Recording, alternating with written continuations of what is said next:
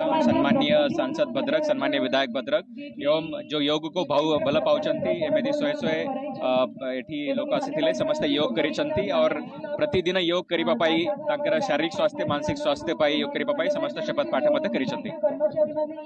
दशम अंतर्जातीय योग दिवस रे समस्त को शुभेच्छा और अभिनंदन। योग प्राचीन भारतीय संस्कृतिर एक अमूल्य उपहार। पूर्वर साधु मुनि ऋषि माने ये क्रिया को करी दीर्घ सुस्थ रहा सहित दीर्घायु रोते एवं आरोग्य रोते।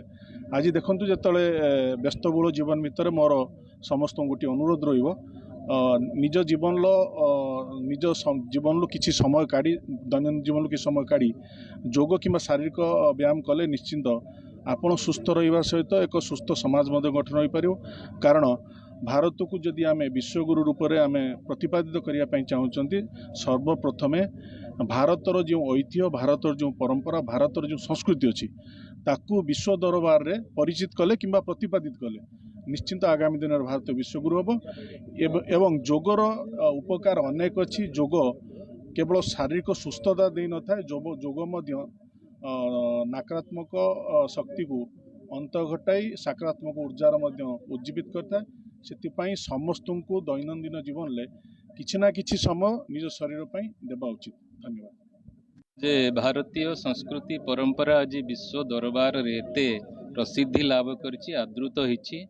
यशस्वी प्रधानमंत्री यूनाइटेड नेशंस रे प्रथम करी जेतेबेले जून 21 को योग दिवस भाव में पालन कर प्रस्ताव देते यूनानिमसली से पास होता एवं समस्ते जून 21 को अंतर्जातीय योग दिवस हिसाब से पालन करने सबु देश राजी होते। आज 10 वर्ष है ये परंपरा चली आम जिते धन्यवाद देले कि जिते साधुवाद जनइले यशस्वी प्रधानमंत्री को भारतीय एवं सनातन संस्कृति परंपरा और ऐतिह्य को प्रोत्साहन देवाई प्रधानमंत्री जो प्रयास करछंती या पूर्व कई करुनथिले।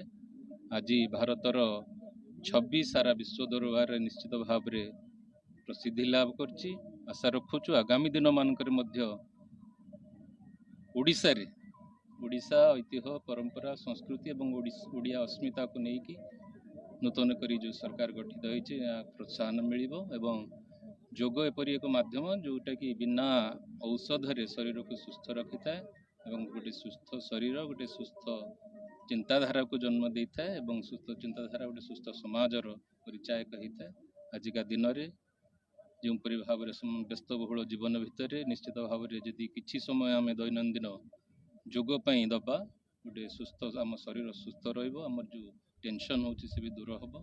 समस्त को धन्यवाद देवी प्रशासन को धन्यवाद देवी आज एपरी एक भव्य दिव्य आयोजन करछंती एवं जो माने भी आज योग दिवस रे भाग नहीं समस्त को कृतज्ञता और साधुवाद।